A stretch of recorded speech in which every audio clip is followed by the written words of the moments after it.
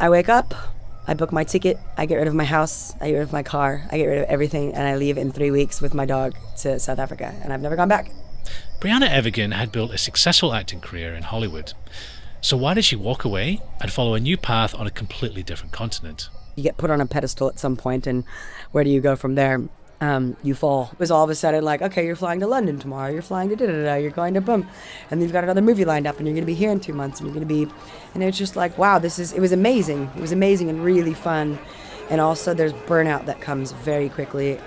And then one night during the pandemic, everything changed. I have this night with my girlfriend at my house. I was living in Beverly Hills, and she and I split a tab of acid. It was just like all of these weird, dark things coming my way, and I kept hearing like, someone else's path will never fit your feet, start walking your own. And I laid down next to my dog and I just see his feet, and I could just see the interconnectivity of the entire planet.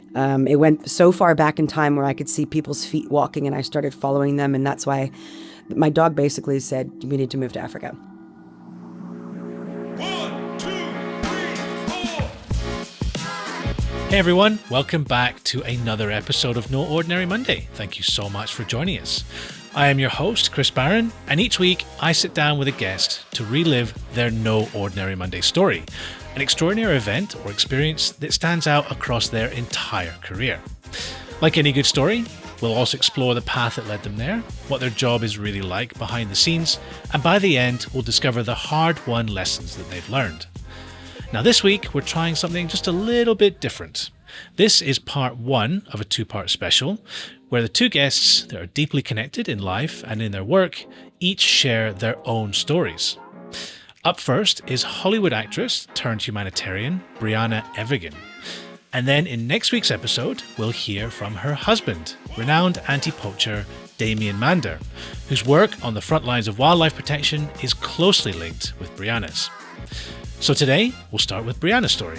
A moment during the pandemic set off a chain of events that would completely change her life, taking her from Los Angeles to southern Africa and into a world that was far removed from anything that she'd known before. You're listening to No Ordinary Monday. Let's get into the show.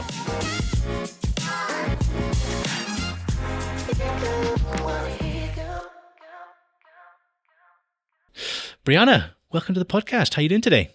I'm good, very well. It's good to be here. Awesome. So where are you based at the moment? I'm living in Zimbabwe. Oh, Zimbabwe, Africa. Some Americans didn't know Zimbabwe. California. I still have family members that when I say, they still say she lives in South Africa. And I'm like, no, guys, I moved. I live in Zimbabwe now, but yeah. Oh my God. Again, like, not to say, but like, Zimbabwe is, an amazing country, and the southern part of Africa is still not too far from South Africa, but an incredible part of the world. Climate-wise, pretty similar to California. It's exactly like California, really. Yeah, it's pretty much nice all year round. We get a lot more rain, of course. It's like a jungle right now out here, which is awesome. Yeah. Yeah. Nice. Well, I was going to say, bringing that up, your daily routine now, doing all the amazing work you're doing, saving the world and all that kind of stuff, must be completely different to what it must have been when you had your life in California. How do those two compare? Yeah, it's very different. I mean, one, kids. So I've got one of my own kids, and then I've got two stepkids, so that changes the day quite a lot. And I am pregnant now, so another kid on the way. Congratulations. But thank you. But I'd say, back in the day, it was either I was filming and on set, or if you're not filming, you're not working. So you're actually just free. And I don't even know. When I think about it, I'm like, what did I do when I was off for 2 to 3 months at a time, just like vacation and travel and party? And then later started creating and developing and working on projects and all that. I was going to say, like, I always imagine, like, Hollywood, and it's just movies in general, it doesn't matter if it's Hollywood or movie making or filmmaking or series making, when these creatives are like off projects and stuff, I'm like, what are they doing? But I always imagine either they're like having conversations and going to lunches and trying to like drum up new work, like at the same time as enjoying the fun employment, as we used to call it. Yeah. Yeah, no, it's true. It's very true, and developing, right? If you get into that side of Yeah. things, which I definitely was getting into towards the end of living over there, is developing projects and wanting to produce and star in them, obviously, Nice. and then direct possibly at some point as well. So yeah, Nice. it was definitely a different life, waking up and a bit of Hollywood world and lots of friends and dinners and meetings and networking and events, and it's now the Big total time. total opposite. Well, I was gonna say if you know, like if you went back and told like a 20-year-old Brianna, hey, one day you're going to be living in Zimbabwe and like doing all this conservation humanitarian work, what do you think she would have been saying to that? I think she wouldn't have thought it was crazy. I think I always had Okay. an itch to be in some other place. I mean I did start traveling at around 25 and I took off for months at a time and I loved it. Nice. Indonesia, where you are, is Yeah. one of the first spots I went to. Amazing. And do you remember where you went in Indonesia? Yeah, so I went to Bali actually because I had dreams about it. So I had 3 dreams about it in a row. So I got Oh, a no one-way way. ticket there. And yeah, I had, this crazy spiritual God awakening moment on a mountain where I was like levitating and it was actually it was near Uluwatu, the temple Uluwatu. Yeah. Yep. I'd gone on Yep. this Nice. hike for 3 days with a porter that was like helping carry my bag and tent and sleeping in the rain and trying to have some awakening and searching and searching and searching and nothing happened. I just cried the whole time. This guy was probably like, this American girl, oh my God. And like we laughed a lot, but we didn't speak the same language. And then he, at the end of my trekking hike thing, he tapped me and he's like, go, go. And he drops me off near Uluwatu Temple, actually. And I was like, oh, this tourist attraction, I'm going to hate this place. Yeah. And he drops me and I go walking and there's all this rope blocking off this area because it was like mudslide basically weather with Yeah. the rain. And I walk over there and I get to this mountain. There's a 300-foot waterfall and it's the most epic mist in this prehistoric bird that's like a dinosaur flies by. And I just stopped and was like, oh my God, this is like that God stuff that people talks about. This is all happening to me right now. So this is what people talk about. It wasn't from some book. It wasn't religion. It wasn't any of that. It was, my own relationship with what I now get to call the creative. Yeah, which was nature, which is the creator, which is nature. Yeah, that invisible that's so space. cool. Yeah, and that changed. But you had to go through the hard changed stuff things. first, and then you had the moment. Yes. Nice. Well, Yeah, that we'll come was on to my, that. like, We'll rock come bottom. back to that. Yeah, Oh, rock bottom. Yeah. that was my rock bottom. I mean, I was like, people, guests that come to the show have had these amazing careers and success and all that sort of stuff. I always love diving into this sort of origin story to a certain extent. Like as a kid, like what was, I know your parents were in the creative arts as well. Like, were you sort of just born into this, the creative arts and encouraged to be creative? Was it just in you innately? How did that all sort of you as a kid, sort of shape you? Yeah. So, I mean, my parents are both in the business, my brother and sister too. And I mean, we were surrounded by that, right? And we did grow up in Hollywood with entertainers everywhere. And I think my dad put me on the piano at 3, right? We were singing, we were doing all these things, but none of them were pushing us to be artists. I think everyone was born artists in our family for sure. There's no doubt about that. And then everybody kind of took off in their own way. I mean, I did my first film with my dad, a Roger Corman film, when I was 7, I think, in Ireland. And I did it with him because he didn't want to keep leaving. He was an actor and he kept leaving the kids. So he brought me, he said, I'll come on this trip if my daughter can play my daughter. And it was amazing, but I didn't want to be an actor. I was like, no. Really? So and then I was dancing and I was dancing nonstop and singing. And then I was in an all-girl band called the Valley Girls and we got offered a shit deal. So I ended up, everybody came with us. And then it was called Moorish Idol and we had our own band and, did tours around California and it was so much fun. I played piano and sang and it was a huge, I thought I was going to be a musician. Yeah. Really? Definitely. But clearly that changed at some point. Yeah, no, and then I did the Linkin Park Numb video when I was 16, and then commercials and dancing and this and that, and then I was the only one in my family that attempted college, and it was City nice. College. And I joined the speech and debate team, and I think that is actually what got me into the acting, surprisingly. It got me all my confidence. It Interesting. taught me how to, walk into a room and own it and control it Yeah. and grab everybody's attention. And I walked into an open call for Step Up, and I got that film at 20.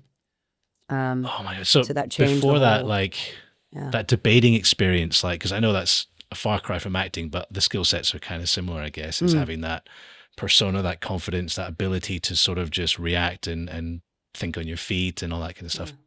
Like fill a persona. Before that, like you wouldn't say you'd had the ability as such? I don't know. I think maybe my family was all doing it. So I kind of wanted to do something different. Yeah. My sister was a child Yeah. actor. I mean, my brother was a very talented musician. My dad, an actor, musician. My mom was a ballerina and an actor. I just kind of thought I was going to do something else. And then sure enough, I fell in love with it. Yeah, I was like, I can't imagine doing anything else.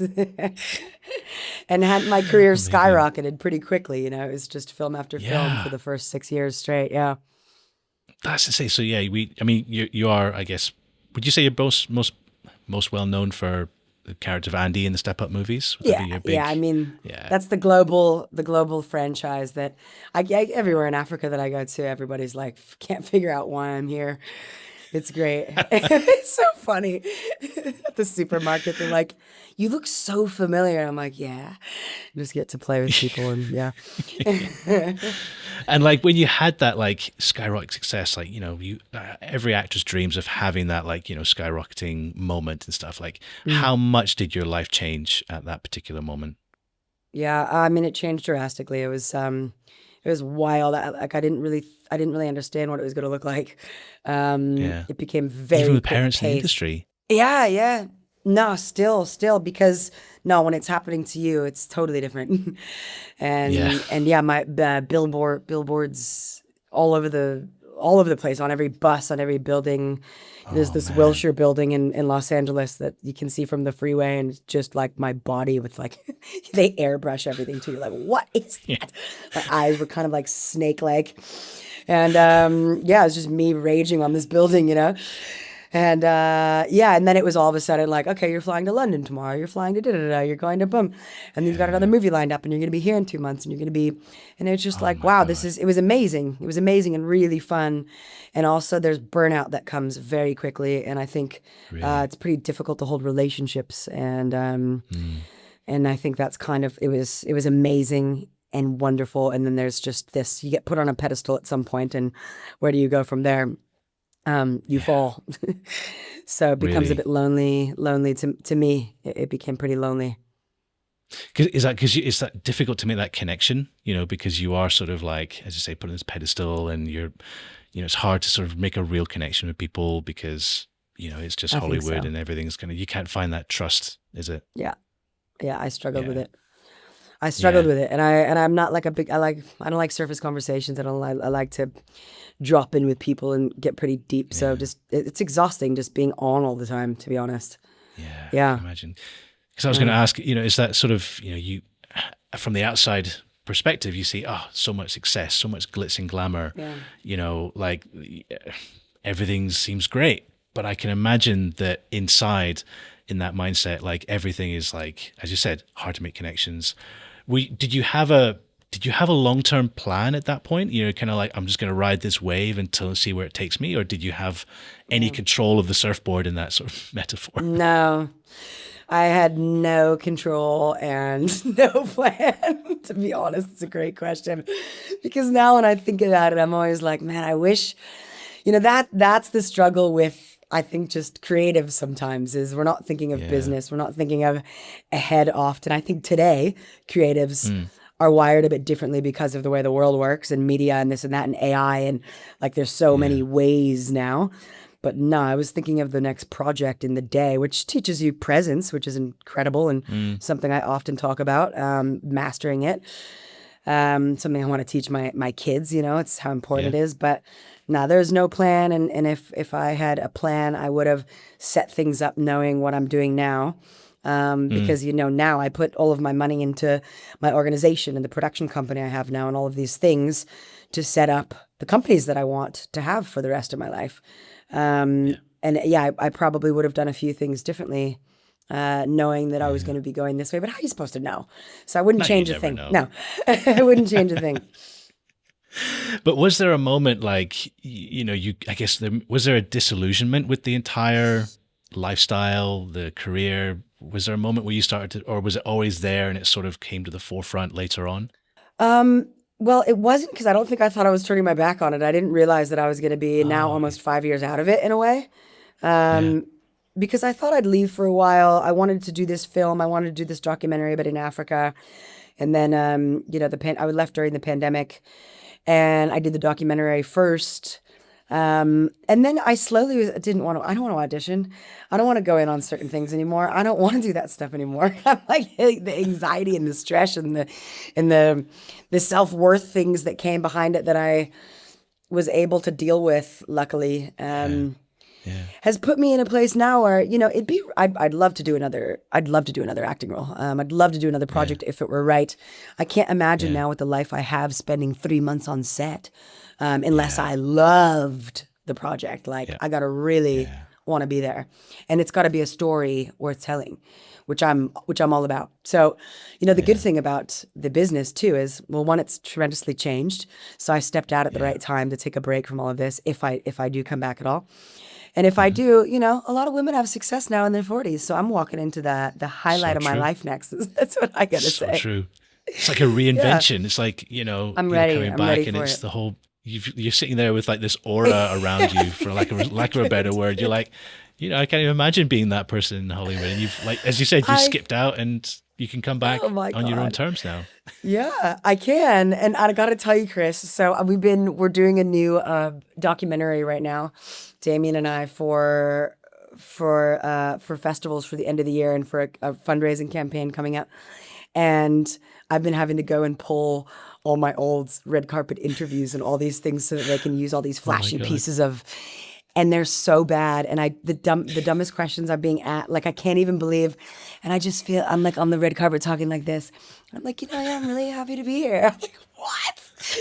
It's been amazing going back in time and watching. So, I don't even know who the person is that I'm watching. it's a young version of me. Yeah. I can just, it's funny. It's going to be great to put all this together. Yeah. So people have that, like, their whole, younger years on camera, on captured for all eternity. So it's probably a good ego thing to, like, okay, that's, I've come a long way. Yeah. No, definitely. Oh, it's great. Nice. Some of them are cringeworthy and hard to watch, but some are really amazing. So, okay, I want to move on to, as I said, this real move to, you left Hollywood, went to Africa, landed there, didn't realize that you'd be spending, making this longer term transition.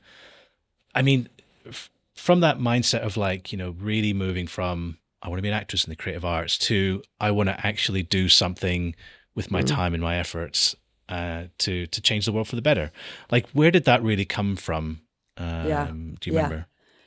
Yeah. Oh yeah. So there's a few things, there's the story of Bali that got me to, I ended up that next week, I was riding the back of an elephant, and I learned about tourist abuse in camps, and that we were breaking these beautiful animals, and I was a part of it. I wanted to get off that elephant immediately. I was heartbroken. Yeah. That led me to the poaching crisis, which took me to Africa for my first time.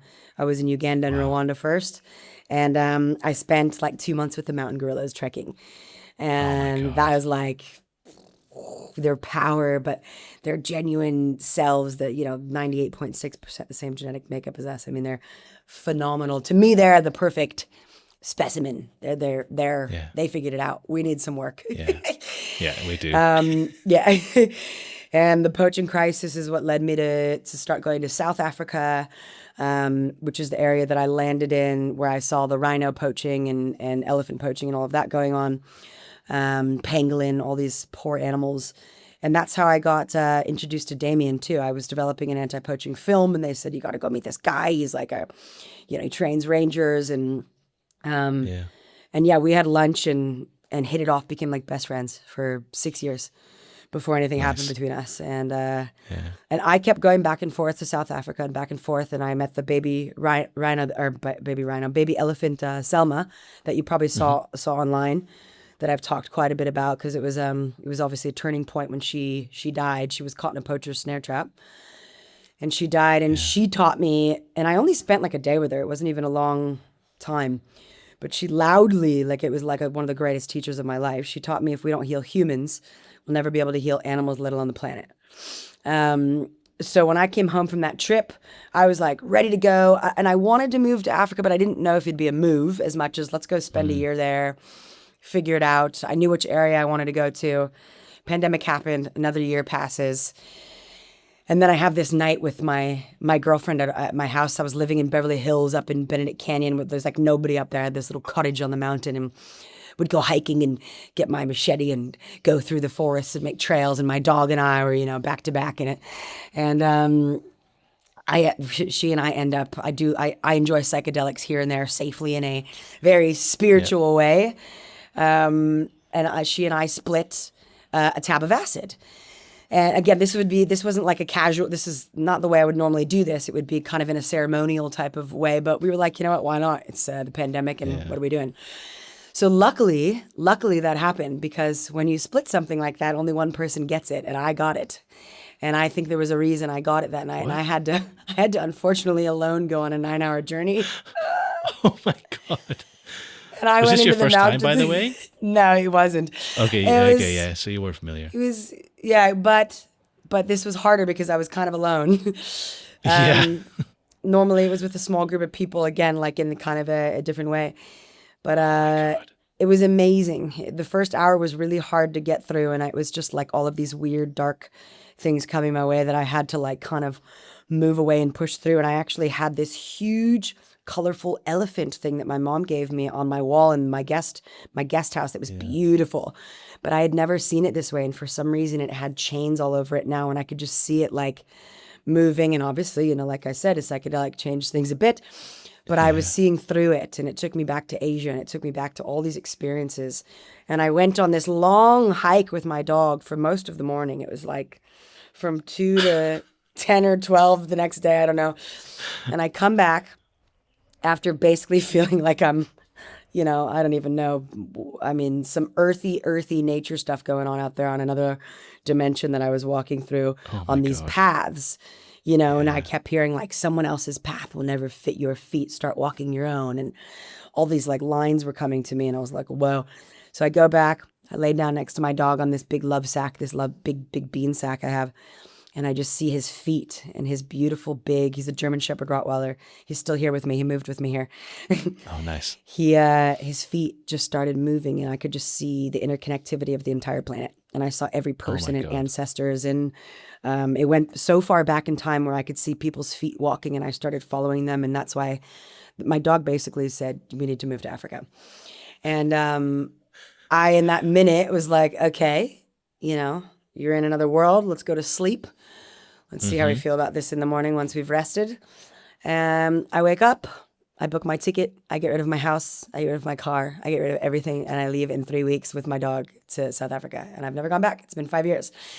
And the crazy thing is, so it's not that I took something and that happened. I needed something apparently to get me over the line of how many years I had been wanting to make the jump. And I'd done a lot of preparation to make the jump, so I was ready. But that night did tell me to go.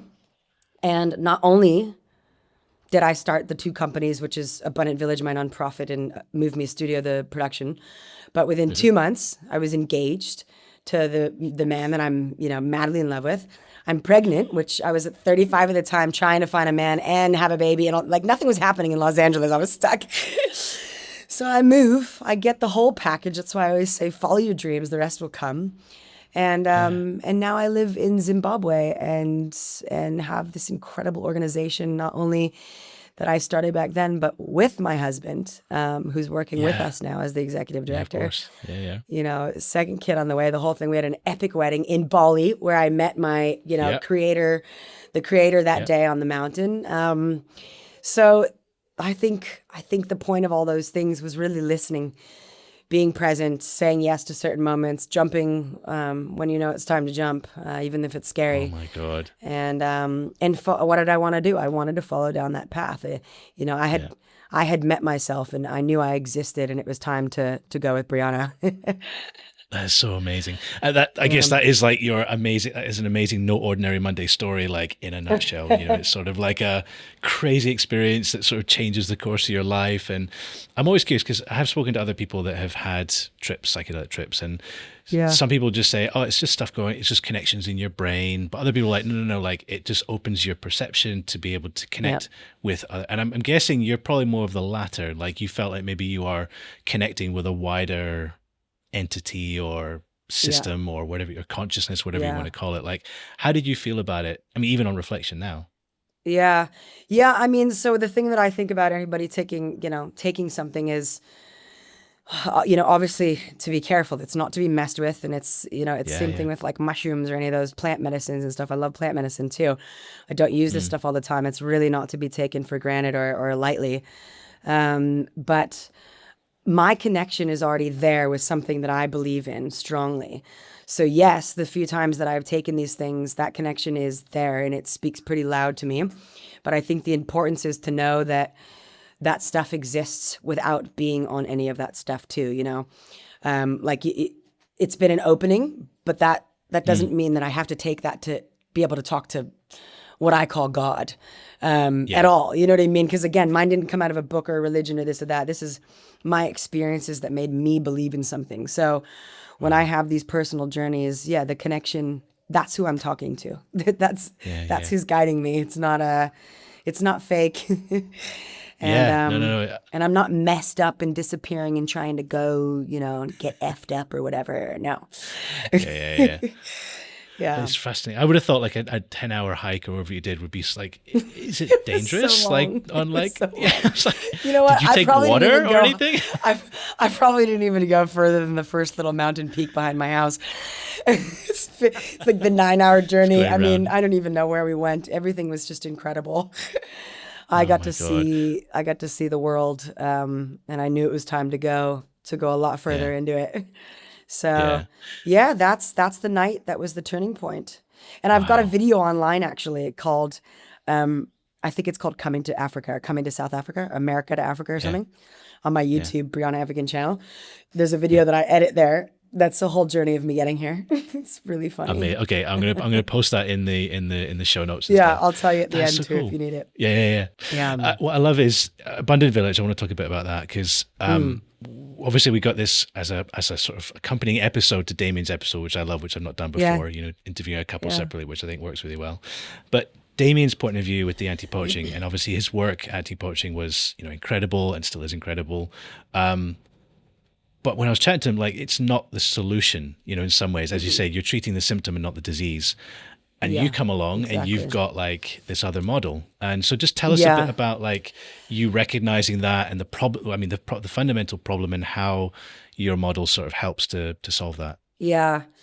I mean, I think so, one of the big things for me is the human side, obviously, right? And now we kind of have that line, the human face of conservation, because conservation and people are not separate. You can't work without it. I mean, many of the most important, ecosystems, they exist alongside communities facing poverty and limited opportunities. So if conservation ignores that, it fails.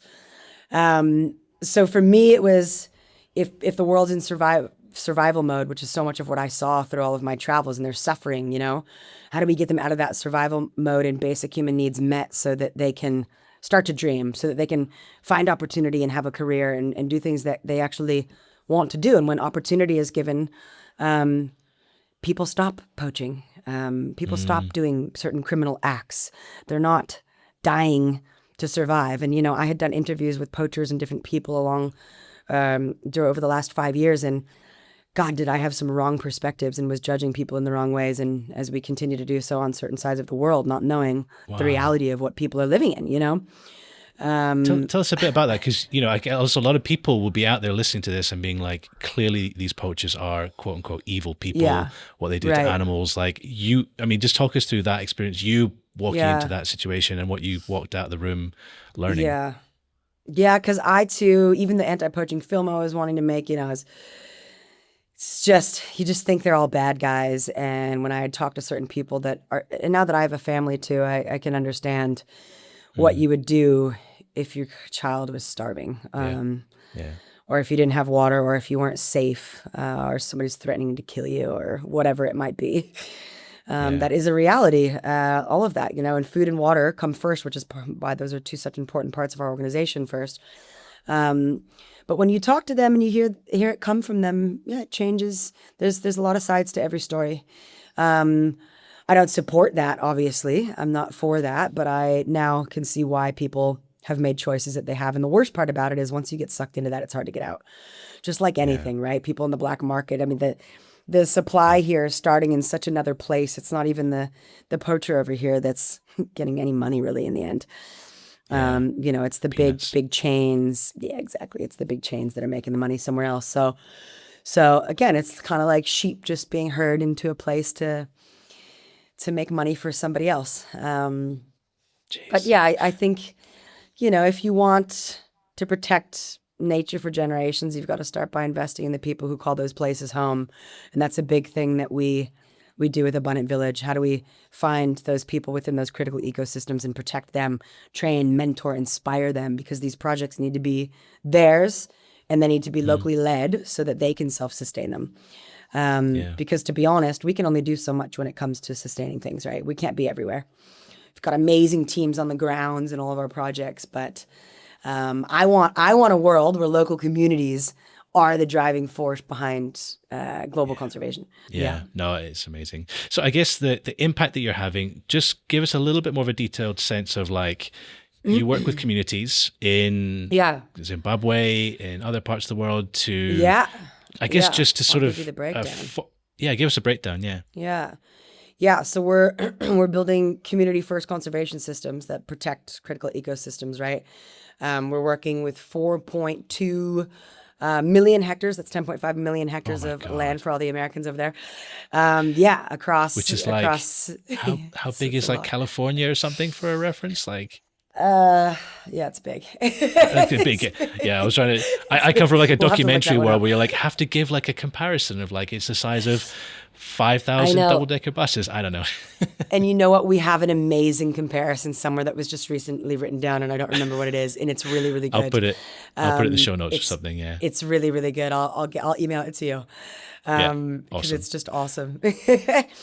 But so 4.2 million hectares of land. Yeah, and it's across desert, savanna, marine, coastal, river systems, and these landscapes that are essential for biodiversity, climate stability, water, food systems. And if nature works at scale, conservation must also work at scale too. So we're working in Zimbabwe, in Chisarira, South Africa, outside of Kruger National Park, Botswana, Namibia and Tanzania, and Tanzania is going to be our first coastal project, which I'm so excited to be by the ocean. Yeah, I can imagine.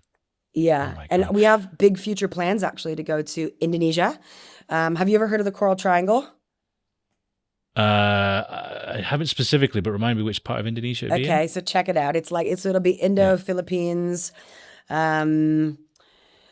Southeast Asia. I mean, there's it's like the most biodiverse part of the ocean. It's huge, and it is so important for it to be protected. And there's lots of other organizations doing work in the areas, but this is one of the other hot spots that we really, really, really want to get into for coral restoration. Working in different mangroves, all of this.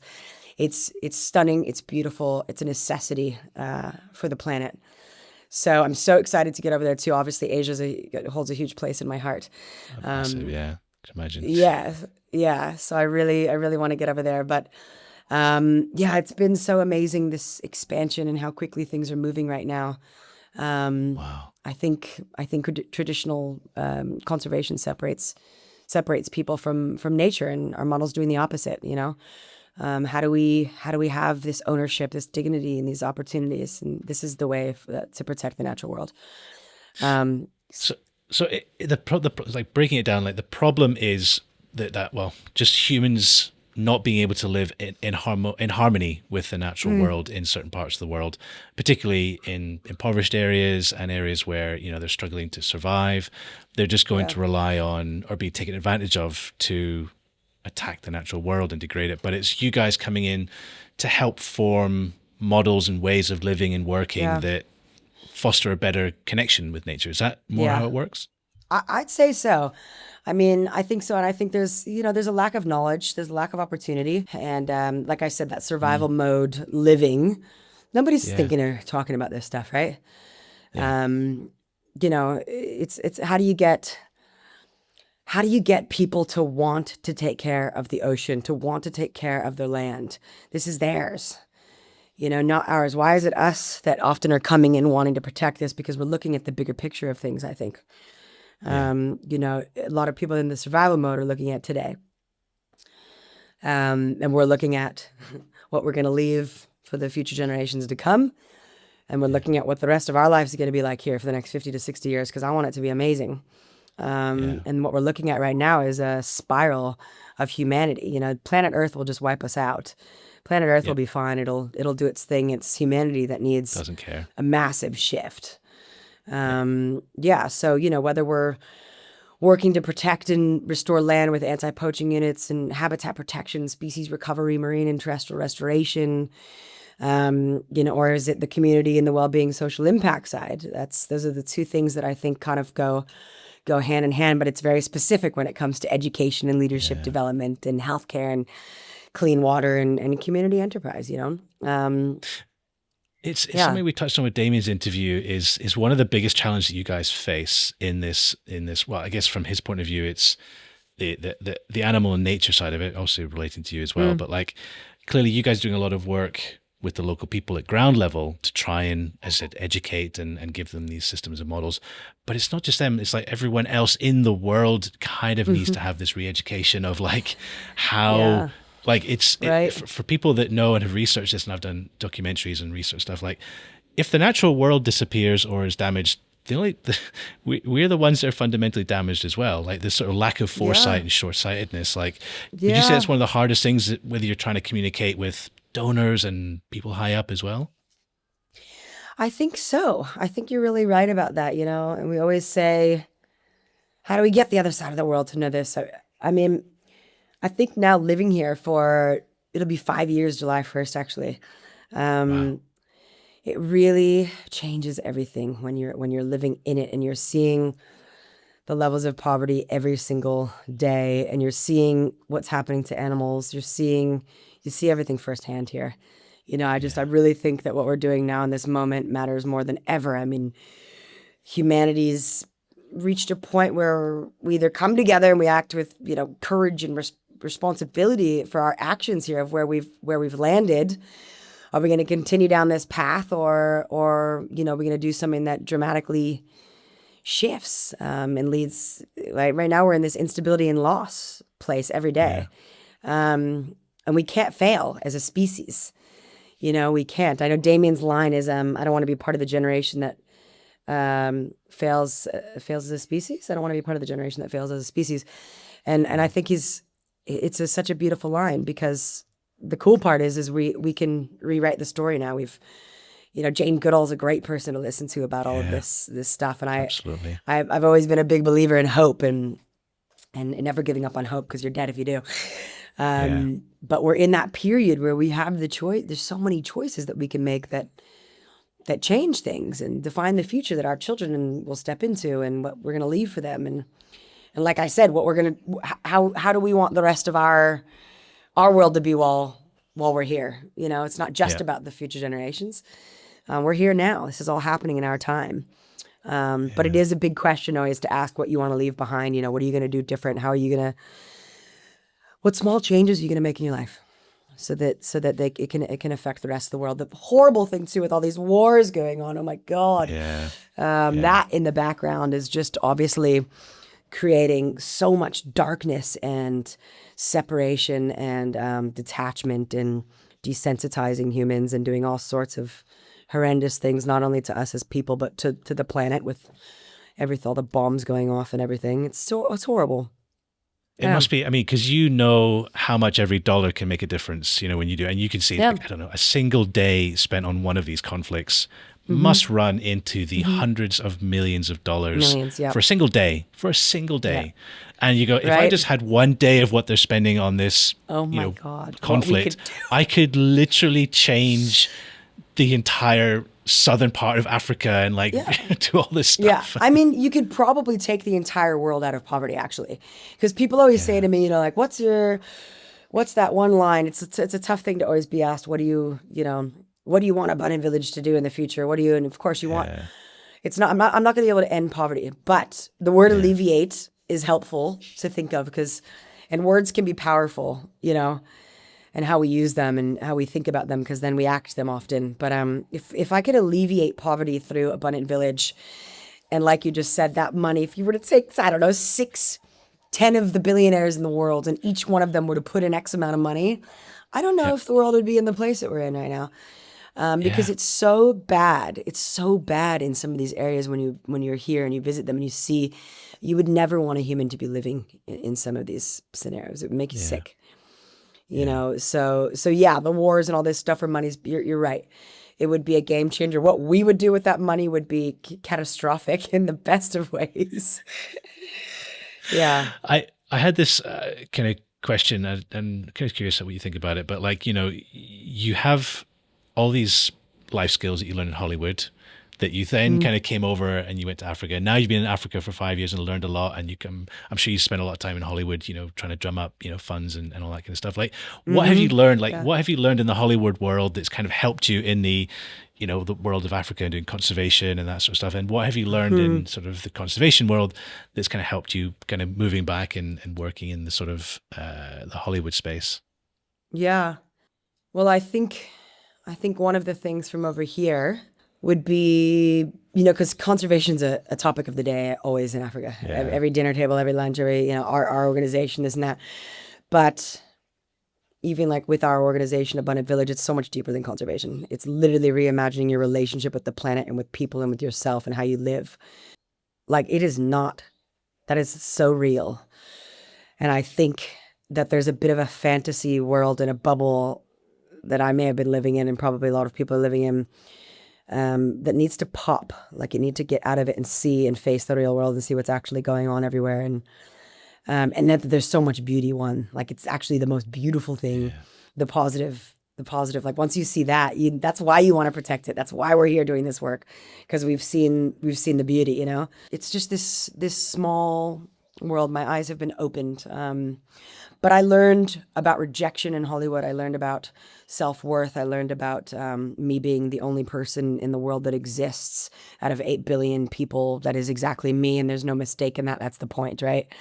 Yeah. And that's for everybody. Don't try to be somebody else, right? It's you. Yeah. Figure out you, love yourself, and do something great. And yeah, this place is so beautiful. We've just got to take care of it, but you've got to take care of yourself first to take care of it. I get that too. So that's a great 100%. Question. Did I answer your question? No, it's good. I know, because again, I'm interviewed sometimes, and I'm like, if I was asked that, like, it's a tough one, because you've really got to like stretch back and kind of pick the real sort of highlights something. And it's like, what I find fascinating about your story, it is like, it's a classic fish out of water in some ways. Like, you've kind of moved from a Hollywood environment, and if you took anyone that you probably friends with in Hollywood and moved them to Africa, it's just such a contrasting thing, right? You kind of land. You're now like in this really relaxed, Zimbabwe, beautiful house, in nature. You've got rains, and you can probably go out the weekends and be immersed in the wildest nature that you could imagine, where I'm sure it's very difficult to do that in the United States, in California. No, it is, right? I mean, and the thing that I loved about when I first moved here was, like, I had giraffe walking through my yard every day. My dog would be standing there shaking, like, what is that? And you'd be laying in bed and have like a glass window, and you just see legs. You can't even see its head. There's 4 giraffe walking by. Yeah. And this was in South Africa, where I lived in the bush, and it was just like, you can't go from living in West Hollywood, WeHo, we called it, to living in the bush with 4 giraffe walking by your backyard, and one of them getting injured and breaking a leg, and then sitting on the side of the road with it, calling in for a vet. You know what I mean? And you're like, this is not where I came from. Yeah. But Africa is, to me, the mothership in like the last frontier, and kind of the place where it all began and will all end, I think, So there's something just so ancient that you can't explain to people. Most people come here and after they're like, oh yeah, I'm coming back. And that's the problem, is you end up moving here. like me. And you never move back. Yeah. Something pulled me back. Oh, that's so cool. Just sort of wrapping up here. I mean, I always love ending with sort of advice for people, because we have this podcast and obviously we're sharing these great stories from people that have had these amazing careers. But for anyone that's kind of going, someone who might be, I wanted to get into Hollywood or I want to get into conservation, like you kind of can step in both worlds a little bit there. Like maybe it's a word of warning for anyone that wants to get into Hollywood. Right. I don't know. So like just any words of advice for anyone that sort of wants to follow in your footsteps a little bit, whether it be, whether it's trying to get into the acting and the creative arts world or actually trying to maybe make a difference, work in conservation or humanitarianism. Yeah. So I would say then on the entertainment side, if you love what you do, don't ever give up on it. Just find purpose and do it passionately. And just have the courage and you have the confidence, confidence can just change everything. When we don't have that, it's so hard. So if you feel like you lack confidence, go and try and like refine that and build on it. Yeah. Yeah, absolutely. And I mean, so I think comparison is just the enemy, Yeah. And our world is so revolved around that with social media now, and everything's comparison. Yeah. And it's so difficult to get out of that when you start comparing yourself to others. And that's why I said earlier, to out of 8 billion people on the planet, none of them is you. And that's not a mistake, and that's the point, because that's amazing. Like that is the greatest thing in the world to remember. So you've got a gift to give to the world that nobody else has. So find it. And then I think now with being out here in Africa, I would be around the presence and just really mastering how to be where you are. Because you will miss life. And that was something I think in the fast-paced life of Los Angeles was happening constantly. And there was always somewhere else to be, and it was to be this. And now it's here, and it's just like, wait a minute. Yeah, look at that tree that's been here for ever. Look at your son that's only 3 and will only be 3 for so long. Look at, your marriage and your love and the job and the work that you do, and be right there. Just it's the rarest currency in the modern world, presence. Yeah. So try to live in the moment you're in. Yeah. And I guess if someone listening had the resources and the determination and everything that comes with setting something up, they can see a niche like you did when you got there of like setting up a foundation and trying to do some nonprofit work. Like, let's say someone's in that position.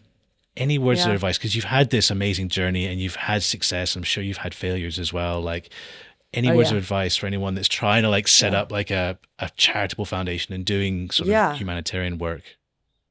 Yeah. And I mean, I think it's just setting anything up, right? It's if you have the vision, stay true to your vision. Most things will go a different way. It won't go according to plan. It never does. Yeah. But stay true to your vision, because your vision is what will carry it all the way through. And even if that vision shifts and goes this way and that way, the vision that you originally, that's there forever.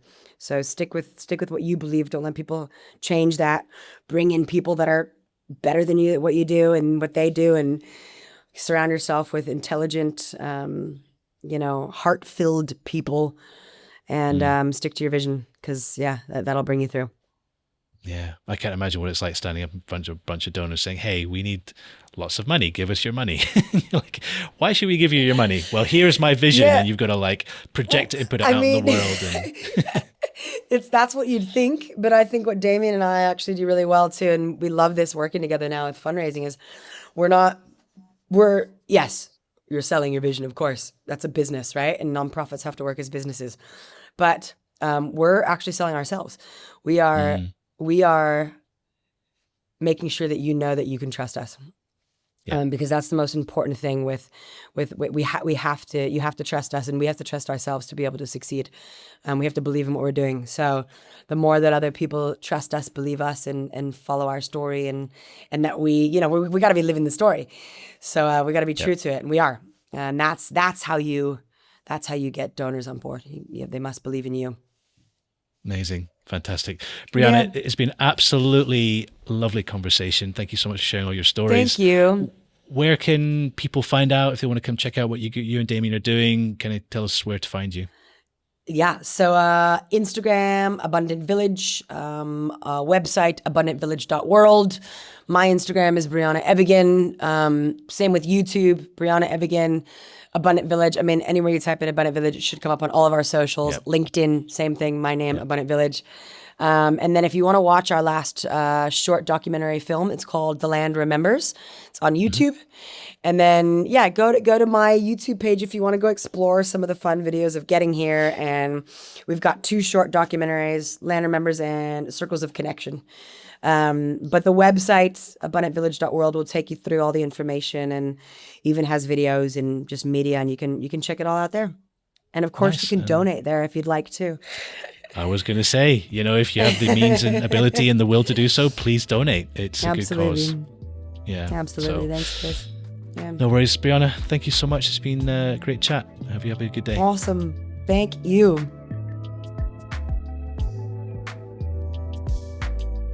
And that's a wrap on today's episode. A huge thanks again to Briana for coming on the show and sharing her stories with us.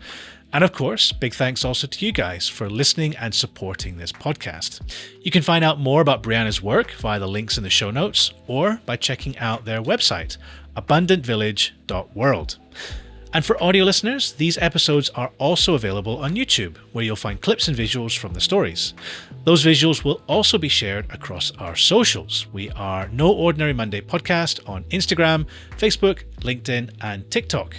And for anything else, head to noordinarymonday.com. Now, next week on the show, we will continue this 2-part special with Briana's husband, Damien Mander. He's a former soldier who has set up and led anti-poaching operations across Africa. His work puts him face to face with armed poachers in high-risk environments, and his stories will take us inside those missions and the events that led him there. Now, if you enjoyed today's episode, there are 4 simple ways that you can support the show. Number 1, follow or subscribe on your podcast app. Number 2, leave us a quick rating or review. Number 3, share the episode with a friend, a colleague, or maybe a family member. And then number 4, support the show at buymeacoffee.com/noordinarymonday. If you do any one of these things, it just really helps us keep the podcast independent. We avoid putting adverts on the show, and it allows me to keep bringing you great guests and stories each week. And that's it for this episode. This podcast is independently produced, hosted, and edited by me, Chris Barron. Thank you so much for listening. Take care, and we'll see you next Monday.